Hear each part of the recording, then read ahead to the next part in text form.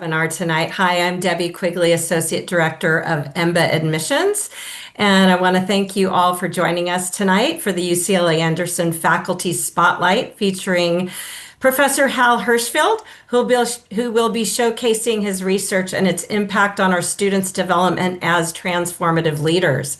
This is going to be an amazing session tonight where you'll experience what it's like being a student here at UCLA Anderson. And there will be a Q&A opportunity following Professor Hershfield's presentation where you'll be able to ask him questions directly. So just wanted to keep that in mind. Next slide. Quickly, I just wanted to introduce a few people on our admissions team that are here with us tonight. Again, I'm Debbie Quigley from the EMBA admissions team. We have Christy and Alan here also from the FEMBA admissions team, fully employed MBA, and Vanessa Esquera, our admissions and operations manager. We'll be sending an email out after the event tonight with ways to connect with us directly post-event, and we'll be able to discuss all things admissions with you directly at that time. Next slide. And now it is my pleasure to introduce Professor Hal Hershfield, who holds the Board of Advisors Term Chair in Management here at UCLA Anderson and is also currently the Marketing Chair. Tonight's going to be great, and he's going to share some insights and leave you with some key takeaways on how people bridge the gap between who they are today and who they'll become so their future is as fulfilling as possible. Welcome, Professor Hershfield, and I'll turn it over to you now. Thank you so much, Debbie. I really appreciate it. And I'm really appreciative for all of you who've signed up to be here tonight. I know like making something on a weeknight at 6 p.m. isn't always easy, so I appreciate the effort. What I thought I would do is I'll spend a little time, and it's not just, this will be like a little bit more than like what it's like to be in class, and it's not just about my research. I'm going to try to give you a little bit of a sense for the approach that I take, the teaching that I do, the research that I do, and then like how the different programs differ, because I teach in all those. Just before I get into that, let me just give you a little bit of info about me, not because I think, oh, you're so interested in me as a person, but like I think it'll help to give you a perspective on where I'm coming from, because that's infused in the research that I do, in the teaching that I do, the interactions I have with my students. I'm from the East Coast. I'm from New Jersey. Hopefully some of you are from there. I will die on this hill that I think people from New Jersey are generally well-rounded and great people, and everyone I meet from New Jersey is a great person. So that's my disclaimer there. I did my undergrad at Tufts, where I was a psych and English major, and this is going to be relevant in a second. I did my PhD at Stanford in psychology. The reason I'm telling you that is because I did not do my PhD in marketing. I didn't do my PhD in management and organizations or finance or accounting or any of the business disciplines. But what I study, as you'll see in a little bit, is decision making. I study especially financial decision making.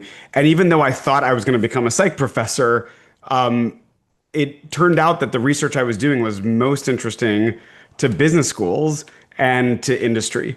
And what that allowed me to do, essentially, my sort of interdisciplinary background has allowed me to take a psychological perspective on business decisions, on marketing decisions, on what we would call behavioral economics, essentially the way that real people make real decisions. And that's allowed me to essentially focus on the things that people aren't able to do that they say that they want to do so that they can do more of those things. After graduating from grad school, I did a postdoc at Kellogg. The reason I'm telling you that is that was a postdoc designed for people with psych PhDs to become business school professors. And then my first job was at NYU. Absolutely loved it there. Great institution. Was there for 3 years. My wife is from LA. We eventually wanted to move back to California if possible, which is not always possible. And things worked out. The stars were aligned. And I came here in 2014. So I've been at Anderson this whole time since 2014. Primarily in terms of my teaching, I've taught the intro marketing class. I think it's over 40 times now. That's the core class. I've taught that to the full-time MBAs, the FEMBAs, and the EMBAs. I've also taught it in exec ed in like smaller formats. The reason I mentioned that is, and I'll talk about this a little bit at the end, because I know some of you are thinking about different programs. I think I have a good sort of professor perspective on how the different programs differ and how the students differ and what the focus of the coursework is and the content and the curriculum and how that differs. I've also I'm now in the third year of teaching something called the Business of Behavior Change. That's a capstone class. So at some point you'll probably learn about this, but in order to get a master's at UCLA, you have to do some sort of practical field work or field study. It's kind of like the master's version of a dissertation or a thesis. But rather than, write a paper, there's different options. One of them is that you essentially work with companies and do a consulting project. One is that you do what we call the BCC, Business Creation Capstone, which is more of the entrepreneurial one. And then a newer one that we're just testing out right now in the full-time program and hoping possibly at some point to roll out at large to the other ones is these professor-led capstones. There's only a few of them. Mine focuses on having teams of students come up with, basically they create apps that are designed to help people change the behavior that they want to change. That is a 2-quarter class where students learn the principles and the fundamentals, excuse me, of behavior change and then figure out how to implement those principles into an app. They design the wireframes, and then we've hired undergrad coders to actually create the app. I'm happy to talk more about that, but just to give you a sense of all of my sort of teaching ecosystem. And then the last thing I want to say about that is that the core marketing class is taught the same regardless of the professor at Anderson. It is a class that's focused on breadth. So, we cover all of the different topics in marketing, an analysis of the company, the competition, the customer. How do you segment? How do you target? How do you position? What are some general strategies we use for pricing and promotion and distribution channels are placed? This is one of the 4 Ps. And then what are the sort of product features that we should think about? I'm telling you that because, my background, again, like I said, is in psychology. It's in decision making. But all of those aspects of core marketing are informed by an understanding, first and foremost, of the consumer. Marketing is the one discipline that starts there and goes backward, whereas a lot of the other disciplines, most of the other disciplines start with the firm and then go toward the consumer. Now, I want to tell you just a little bit about my research, and then I'll talk about my consulting, and then I'll open it up for Q&A. I think my research can be summed up by there's an article in the New Yorker about this is not going to be what you expect me to say, but it was about the club scene in Vegas, and specifically, this article focused on the fact that the clubs in Vegas have a much higher margin than the casinos do nowadays. And they were talking about sort of they were interviewing a lot of the DJs that perform in the clubs, and they make insane sums of money. And they talked to one of them, Afrojack. I'm sure some of you may know him or remember him. And it was really interesting because the article was basically like, okay, there's all these DJs, they're young, and they're making like a boatload of money, but a lot of them are not saving it. It's like disappearing. And they thought the author, the journalist was like, where does this money go? And they interview Afrojack, and who's like spent it on like the things that you could imagine, yachts and private planes and private jets and these sorts of things. And they say, what's going on here? Like, you get these huge sums of money, where's it going? And he has this great quote where he says, if someone gives you a whole bunch of ice cream, what are you going to do? Put it in the refrigerator? No, you're going to, I made this family friendly, you're going to eat the ice cream. I thought this is so interesting because I actually thought it was really funny, and personally it makes perfect sense to me. But what he's talking about is a problem that economists and psychologists have referred to as present bias, which is that we oftentimes put a premium on things that can happen right now, failing to fully and rationally and deeply appreciate the outcomes or the consequences of those decisions later. So a lot of my research, essentially, I don't study Afrojack and I don't study gambling or ice cream or any of this stuff. But what I do study is the trade-offs that people make between now and later. And I started that work really around the 2008 financial crisis, 2009 financial crisis, trying to understand why is it the case that sometimes people take on risk that maybe they'd be better off not taking on, which became a bigger question of why is it sometimes hard for people to save for retirement in the way that they say that they want to. Because if somebody, I'm not here to tell you to save or not save, but if somebody says I want to save more but I can't do it, what's the problem there?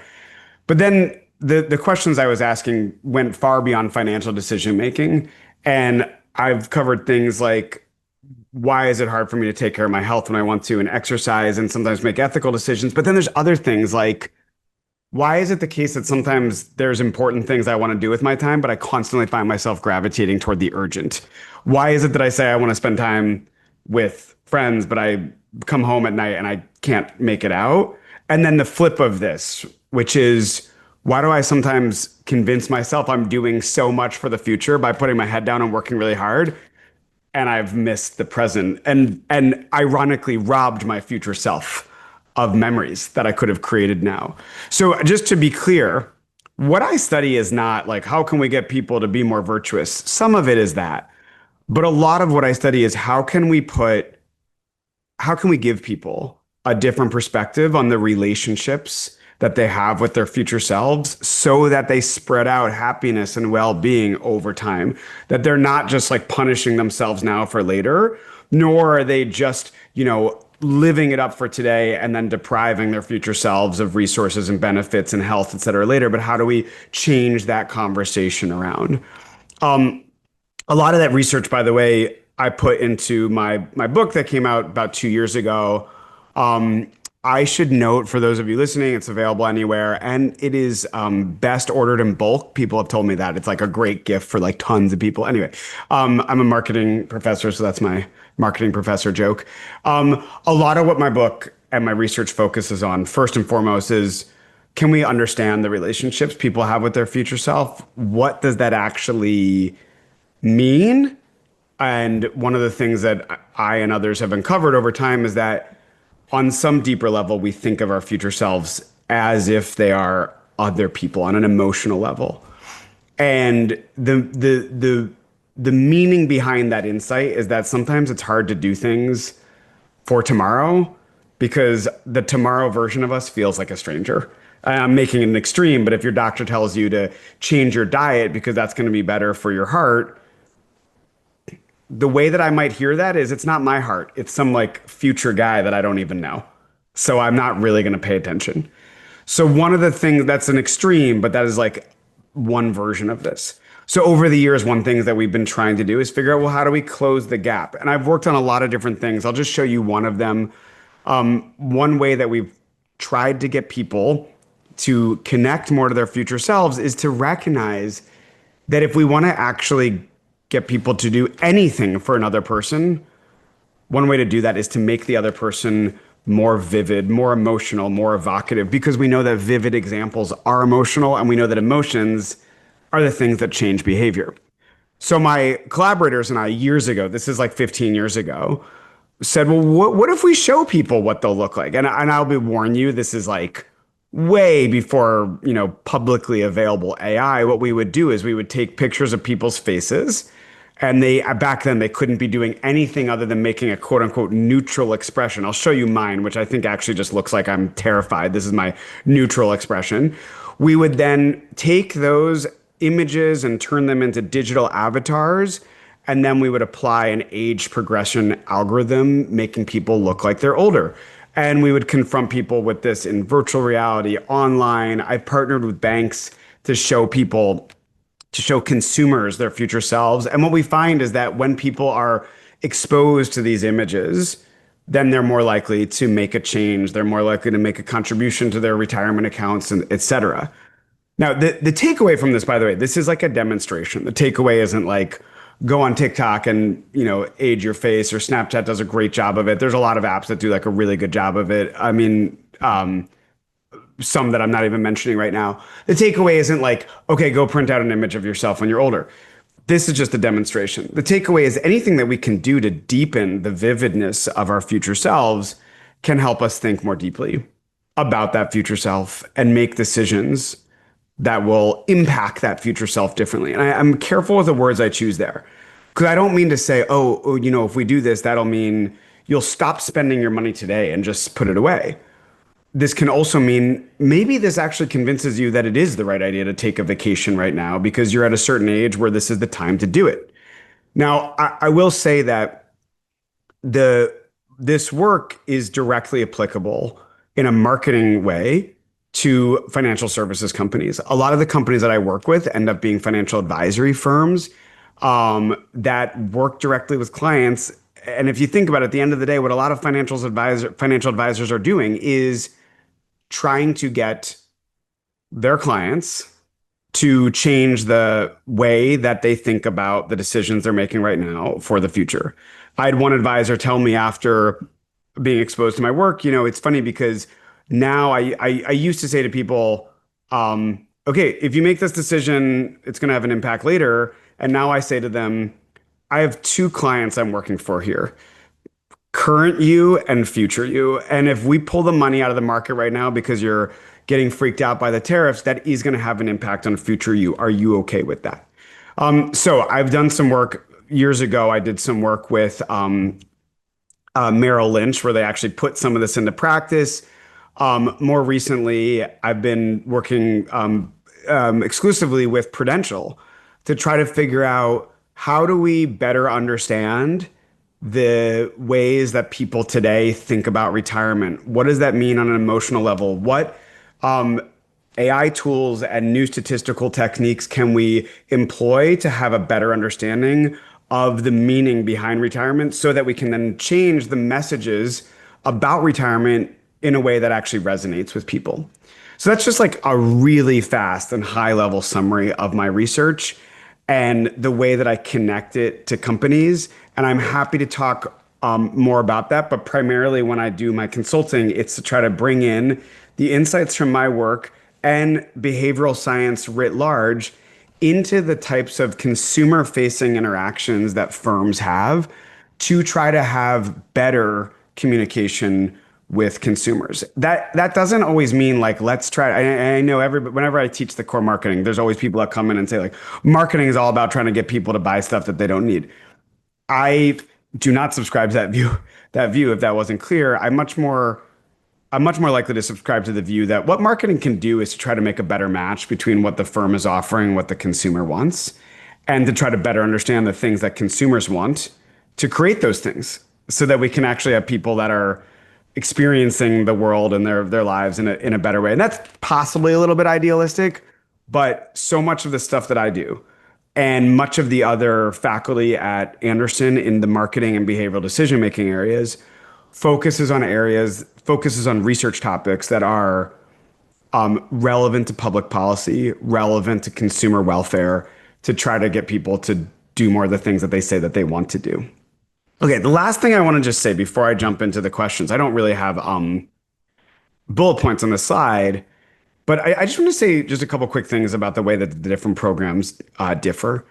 My take is that they're all, this is like gonna sound like one of those cop outs that like I have two kids and like, my daughter, who's the oldest one, is, tries to get me to tell her that she's my favorite kid. And I'm like, I will not take the bait. And it's, you always say the thing like, I love you both just differently. And I, maybe it's cheesy, but I really do feel that way about the three different core programs. They are just different. The full-time program, the average age is about 28. That doesn't mean that there aren't, I had a student last year who was 39. It worked well for him. I've had students who are 22 or 23, but the average is 28. And what that means is that these are students who have worked for 5 to 6 years. They have a perspective on the business world, but they weren't necessarily in a position of leadership per se. And now most likely they're going to be making a pivot or a switch. What that means in terms of classroom discussions is that they're certainly dialed into what's fresh. They're dialed into what's cutting edge. They're very eager and they're competitive. But they haven't necessarily put in some of the managerial perspectives into practice. And so there's like a lot of learning that happens in the full-time program from what's an idea that sounds interesting but wouldn't really work versus what's an idea that you're learning from the curriculum that you could put into practice. The FEMBAs that I teach, the average age there, I think is about 32. And I know Debbie and team can like give you the exact stats on this. But what that means is that those are students who are a little bit older than the full-time students. Many of them are, like further along in their career. They're working a full job. Some of them have families already. And I think that creates an interesting perspective because they're really motivated to learn. Like if you have chosen to go to class at night or on the weekend, it means that you see a real value in this and that can be hard, but also like, man, the FEMBAs and the EMBAs are just they are fun people. They have a strong community. Even I've taught in the programs that meet once a week, and I've taught in the programs that we meet once a month, and I see the same level of tightness between the groups. They figure out a way, and the UCLA Anderson does a great job of creating that community there so that nobody feels like I'm just some sort of like isolated solo virtual learner here. The FEMBAs have a nice perspective because they're currently working. And the number of times I've had students come to me and say, you know what? I put into practice the thing you told me last week in a meeting with my team, and it was fascinating to see how we could put it into action. So there's a lot of like on the ground. It's not just theoretical. It's like, how do I actually implement it today? I find the FEMBAs to be extremely respectful, kind. They're very smart and hardworking without having this like incredibly cutthroat like demeanor about them. Not that the full timers do too, but the full timers are trying to get a job, whereas the FEMBAs have a job. They're not directly competing with each other. The same applies for the EMBAs. The EMBAs are again now just bumping up in age more. The EMBAs are normally late 30s, sometimes 40s. My cultural references always land with them. It's amazing. I never have to explain something from the early 2000s or 90s. The EMBAs are really interesting because they're a high-powered group. They have been or are currently in positions of leadership, or they might have their eyes on a position of leadership, which means that the perspectives that they take on class are just that much further along in terms of thinking about the full company. It's never just a siloed marketing conversation. It's how does this intersect with my finance team? How does this intersect with, what might be pressure on a quarterly basis and so on. I've had EMBA students who have been Navy SEALs who have retired and are now trying to figure out what's next. I've had EMBA students who are thoracic surgeons who are hoping to be head of a hospital. I've had EMBA students who run their own small plane company and they're trying to figure out they know what they're doing, they've been doing it, but now they want to see like what might I be able to change. If in a nutshell, full-time MBAs are often making a pivot either in careers generally speaking or like a pretty big pivot within consulting, say, to a totally different vertical or role. FEMBAs are often getting the MBA because it allows them to expand more and make a better chance of getting into the C-suite. The EMBAs oftentimes are deepening their knowledge so that they can run their business more effectively and possibly scale. Again, I'm not here, I'm representing Anderson, but my take on the different programs is my take as a professor in the front of the room, having taught now I think it's more than 2,500 or 3,000 students, and getting that perspective over the years. Okay, I'm gonna stop there. I just wanted to put up my contact info here. I know that Debbie and team are going to give you info about admissions. If you contact me and ask me about your GMAT score admissions, like I unfortunately will be like as good as ChatGPT could be for you. That's not my wheelhouse. But if you have other questions about the experience, about the research that's done at Anderson, about the classes, et cetera, like I'm happy to get in touch. So I'm gonna stop there. Debbie, I'm gonna stop my share just so it's a little bit cleaner, if that's okay. No worries. Okay, so let me do that. Awesome. Okay. And then I'm happy to take any questions. Let's see.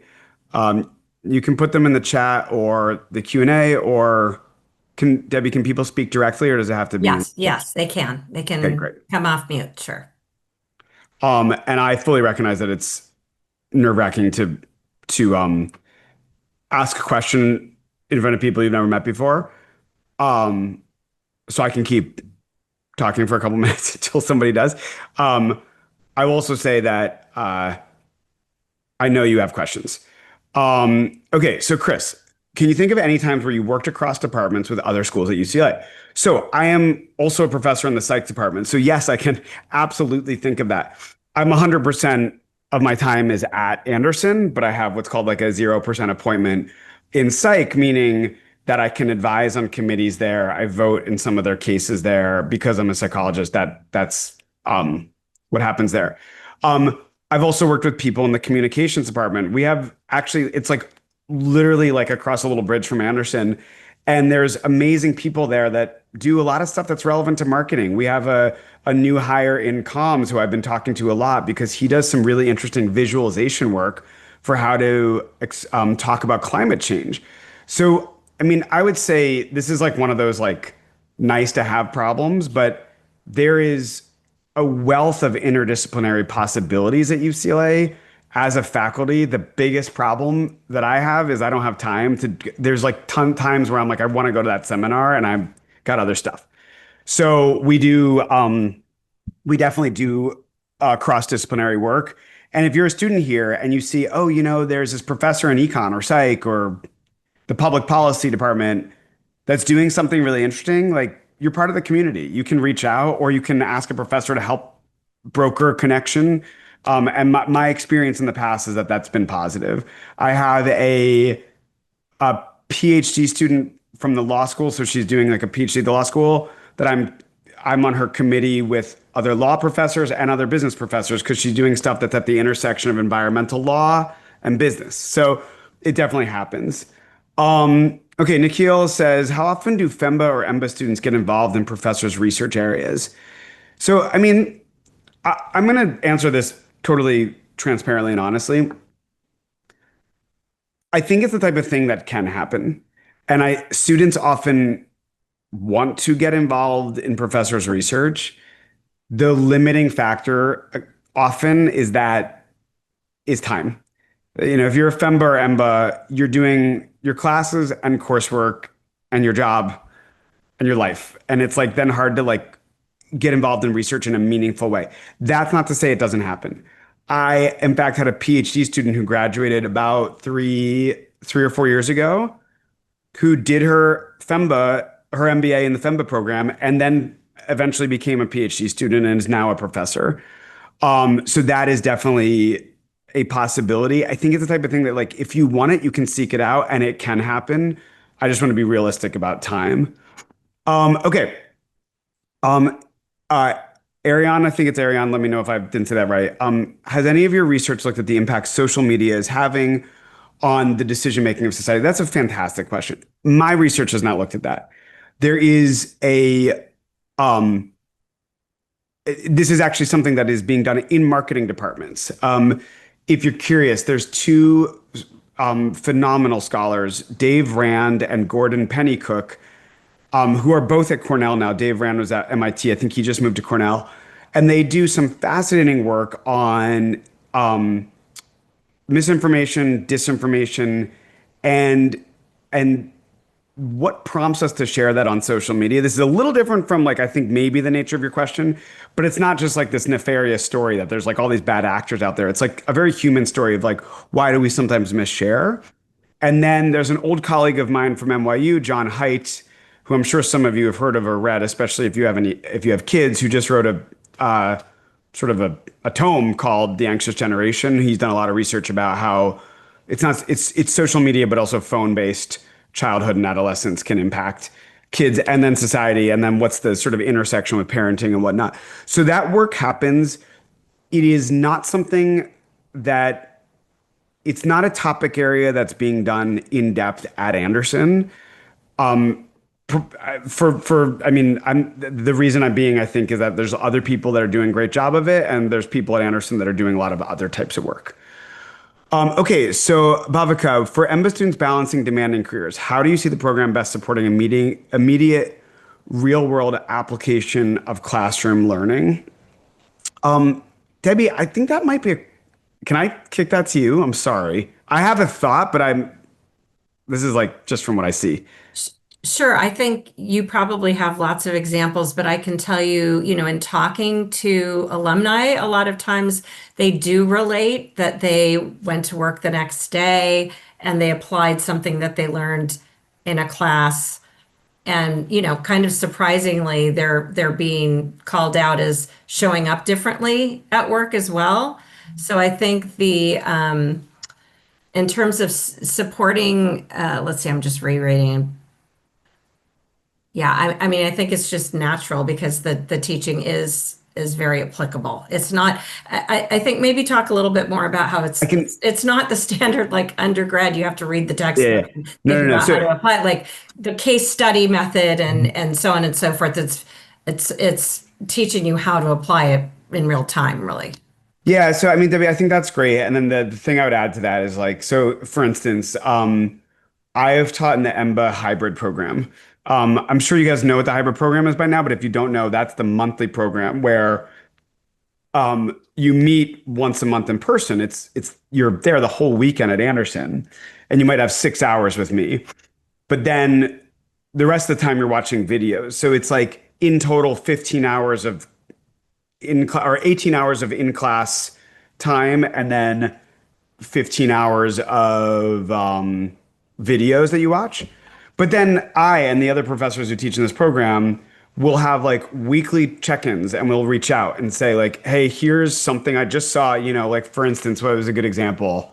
Well, I just taught the full-time MBAs, but I would have done this if I was teaching the MBAs. I would say it just happened to be that the week I was teaching branding, Cracker Barrel decided to change their branding as that whole disaster. And so I would point out like what happened, why did they do it, what could they have gotten wrong, how we might have avoided that. And then the other thing that Debbie was saying is like we all teach the case method. That doesn't mean it's not HBS where every class is the case method. I personally don't think we don't subscribe to that as a pedagogical model because I think it's too much. But what happens with the case method when it's used the right way is that you're learning concepts, but then you're saying, all right, now let's just like take a like N of one case and try to apply these concepts and know that this is not necessarily going to be representative of every single time. But what does this actually mean? And then here's where the conversation naturally goes. This reminds me of this thing that happened at my job. Like I had a case, I remember I had a student who was at Apple and she had been at Netflix, and we were talking about sort of an entertainment marketing case, and she had this great perspective. When I was at Netflix, I saw this thing happen. Now that I'm at Apple, I see this thing happen. And here's where I see this going in the industry. So one of the beauties of the FEMBA and the EMBA programs is that there are people. Every class that I teach is different because I have a different makeup of the class, and there's people who have different experiences and that they make their own different touch points in the class. I, as a professor, and I think this is true of the other core professors too, never go in saying, I have this knowledge that you have to know, and this is the way to do it. It's going to change because you might bring up something, and if the class wants to talk about that, there's going to be core principles that are true across every section. But then the nature of the conversation, the case discussion is going to change a little bit depending on who's in there. Um, Okay, for a future career in marketing post the FEMBA program, what are other resources outside of core marketing course in terms of clubs, research, internships, et cetera? So, I mean, first off, there's the core marketing and then there's all the electives, so there's a branding elective and there's a pricing elective and then there's customer analytics and basically there's a distribution channels elective. Like every topic that gets covered on a big level in the core class has electives that go with it. They're not offered every year, but they should be offered across your time at Anderson. Um, there is a marketing student association. They'll bring in speakers. Today I had a call with a guy named Neil Hoyne, who's a full-time alum from I want to say 2006 or maybe 2007. And he is, I forget what his title is now, but I think it's head of strategy at Google. He was in charge of head of analytics, and now he's head of strategy. He's a major player at Google, but he's marketing. And he has been a guest lecturer just in my individual sections, but then also we're trying to get him as a guest speaker for the Marketing Student Association. And the Marketing Student Association just did sort of like a conversation with some people in an AI firm to say, okay, well, how's marketing being used with intersecting with AI, et cetera. So Those are the sorts of things that happen. Um, Internships is a slightly different question because that's a little different full-time to FEMBA to EMBA. But generally speaking, there's like a lot of touch points to say like, let's think about beyond the classroom, how is this done in practice? Um, okay, what's your favorite topic or concept? Oh, that's a great question. In the core marketing class, I love teaching segmentation. Segmentation is one of those things that sounds like it could be dangerous and it's dirty, and people are like, I don't want to profile people. And at the same time, it's fundamentally an appreciation of the things that make us different from other people and the things that make us in common with them. And once you lean into that and realize that there's a difference between prototypes or tendencies and stereotypes, which is the assumption that everybody is the same, then it becomes a really interesting conversation of what's the best way to reach people from this group about this topic? What about this group? And that's not just like, how do I get them to buy a Butterfinger, but like, if I want to have somebody change their health behavior, um, what's the right messaging there? Who should I talk to? Who should be on my team? And it creates really interesting conversations around current practices, the role of big data, machine learning, AI, psychology, because I fundamentally believe that like you have to have both, and ethics. So that's probably my favorite topic there. Um, okay, Daniel asks, I'm applying for the EMBA program. Want to be the CFO with Disney. Amazing. Careful what you tell us because we'll hit you up for donation pretty quickly. Is it realistic? Hopefully that was okay. Sort of a joke. Is it realistic for me to expect that I will receive targeted classes and or make real connections to get there? So I certainly would say so. One of the things I see is that the students who come in knowing that this is generally speaking the role that I want do better because they're not. I think that there's success in the exploration. A lot of time the full-time students are like, yeah, I came in kind of thinking I might go back to Deloitte, but now I'm interested in like a PMM role and I'm going to give that a try for the summer. That's one model. And then there's the what I would call the exploitation model, which is that like you've done your exploring. You know that you want, and now you exploit. And that means you take the classes, you're talking to the professors who have the connections, you're getting in with the alums who are at Disney or who are in other CFO positions and hearing from them. And you're figuring out, how do I make my capstone program, the GAP program, how do I make any of my sort of like extras fit into the filling out the knowledge base and the sort of, connections that I want there. So that's my take on that. Um, Billy asks, what kinds of leadership or behavioral skills do you see your EMBA and FEMBA students developing that make the biggest impact when they bring those lessons back to their team? That's so great. I mean, I don't teach, I teach marketing, the behavioral science class. There's a whole foundations of leadership. There's management and organizations. Those are the classes where you're like really getting into the nitty gritty of leadership. So I'm not exactly like the perfect person to speak to that. There are M&O, management and organization professors that probably can. I would say in my class, one of the things that comes up a lot is the recognition that marketing isn't siloed and shouldn't be siloed. And that if you really want to be successful at the business level overall, you have to know marketing, but you have to know how it touches the other subdisciplines in organization. Departments within your organization.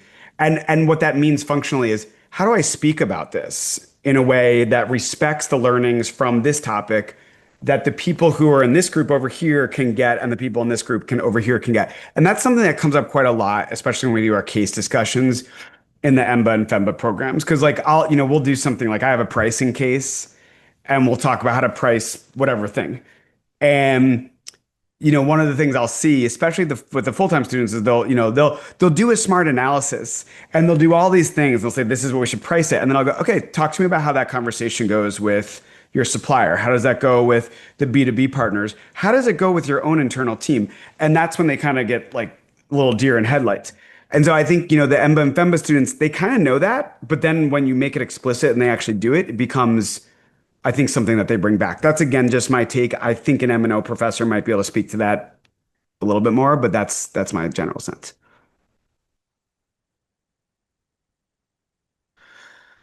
Britt, okay, Britt, with your psychology background, how much of the uh, marketing you teach gives students an understanding of psychology and behavioral decision making? Um, you know what? I would actually just flip it, and I would say the psychology background allows me to use psychology and behavioral decision making to give people a better understanding of marketing. Like for instance, when I give a lecture on branding. I could spend that lecture just showing you videos about Apple. Or I could talk about the psychology of subtle emotional primes and the emotional connections that brands have with consumers and the ways that interacting with a brand actually change our subjective feelings, and interpretations of what I would call objective stimuli. So I try to infuse almost all of the topics in core marketing have some psychology in it, even distribution channels, which sounds like possibly the driest topic. And yet, when I teach it, it's about relationships and loyalty and, the conflicts that could arise between, a manufacturing firm and two different distributors, between the distributors themselves and the distributors and the manufacturer. And like that aspect of things. So if I just like, oh, let's, think about the margins along the channel and let's think about, which channel makes the most sense to sell this product, like that's missing the psychology. So I try to infuse it there. So that's kind of how I would think about those connections together. Alexa, have you found the ways that people think about their future self to be, oh, that's a great question, to be consistent across different cultures? Um, so like yes and no. There's certain things, um, there's certain things sorry, I'll speak close to the microphone. Um, we have found that certain interventions we use seem to help people regardless of the culture they're in. And then we've also found that, different cultures have different perspectives on aging. Like Japan's a perfect example where the population is aging more. There's more older people. You see people over 100 more regularly. And as a result, retirement and future selves look different there. Like there was just an article yesterday that I saved for like future talks. Like Jiro from Jiro Dreams of Sushi is just turned 100, and he's cut back, but he still tries to make it in 4 to 5 days a week. And he's hoping to go for another 8 to 10 years, he said, because like at the end of the day, what's the purpose of life if you don't have that like work that you can do? This was his quote. And I thought it was like, I mean, it's like hard for me to imagine an American saying that. So there are differences there, but I'm actually just about, Alexa, the question, I am now just about to launch a large global study for how people think about retirement. This is a grant funded study with Prudential, looking at people in 8 different cultures. So it's great. Cynthia asks, how do I incorporate and touch on ethics? I don't have one lecture that's like, this is the ethics lecture and the rest of it, do whatever you want. It happens in every lecture. So when we talk about segmentation, for instance, we talk about, well, what does it actually mean if we're going to offer different messages to different people? Where could that go wrong? Where might a problem arise? And then, we often have a question about, is it inherently wrong to message something differently to different groups? And people say, no. I say, okay, what about this case? What about that case? We talk about, like I have taught a case on Harley Davidson and their branding. And it's an interesting case because Harley is a classic American brand, and then they've been associated with a lack of inclusion and some racism over the years. And we talk about that. It's like, well, we don't just ignore that. That's got to be something that's brought up. When we talk about even something as simple as the people in the room in Southern California on the west side of LA who are talking about X, Y, and Z company may not be representative of the ethics and moral values and views that many people in the rest of the country have. And what does that mean? And then there's also core ethics. There's a core ethics class that really gets into the philosophy and some of the practicality of ethical considerations. Um, okay. Are you seeing a shift with folks being more interested in EMBA and FEMBA programs versus full-time? I haven't seen that. Debbie, I'm sure you can speak to the numbers there, but The numbers are, in the ether. No, I'm kidding. But I think just generally speaking, the full-time program is always the largest program, right? So the part-time programs, FEMBA, fully employed and executive MBA, as Hal mentioned, they're working professionals, they're smaller groups, so they're further into their careers. They don't want to give up the income to quit and go back. So it's just a different stage of your career, right? So I would actually say no. I don't. I think people decide at different times for different reasons why they're going to get their MBA. yeah. And you mentioned earlier the pivoting. I did that. I went to the full-time program. I pivoted from finance to marketing. And so I think there's just certain seasons in people's lives where they decide. Sometimes, honestly, people decide they want to do the full-time program and then they get a promotion. And so they stay another 3 or 4 or 5 years and they decide, oh, I still want that MBA, but now I'm going to go for FEMBA or EMBA, different time of your career. So Yeah. I think there are, probably trends, but generally speaking, the full-time group is typically larger. Yeah, I think that's right. Tadassa asked, do people who have a more analytical professional background struggle in your class to connect to the less concrete side of marketing and psychology? I mean, I love that question. One of my favorite things to do in class is like somebody will ask a question and I'll be like, are you an engineer? And normally I'm right because yes, people who come with an engineering background or a more sort of analytical side often in the marketing class are like, have a feel some tension about making a decision that's data informed, but at the end of the day, there's no like concrete, like it's either this or that. It's not a black and white thing. And the reality is, social science is that we have really robust methodology, we have robust statistics, and yet sometimes it's a softer side. And I don't mean that in a pejorative way. Um, Struggle to me is not the right word. What I see more than anything is that people are getting pushed. The people who are coming in as engineers are asking different types of questions and they're also growing more. I've numerous times had students who have come in with that sort of background and they say like, this class helped me grow a lot more than some of the other ones because it's tapping into parts of my sort of thinking that I don't normally tap into. But I've never had like a situation where somebody is like, I can't do it. That doesn't seem to be the case from what I'm seeing. Um, I think we could okay, also mention too that we do have TAs and tutors that help people who don't come from analytical backgrounds. that's And we right. really do encourage a diverse cohort because, as you mentioned earlier, we're learning from each other, right? That mini board model, those study groups and learning groups where you're leaning on each other as much as the curriculum. And again, TAs and tutors are there to help you through, but I think you're right on. Yeah, I have seen, and I see this a lot in the full-time program where I have students who've come from the Peace Corps. This is the flip of that question. They've come from the Peace Corps, they've come from entertainment, they've come from like a very not quantitative background, and they survive because they might get up to speed with some extra work. They have tutors, they get there.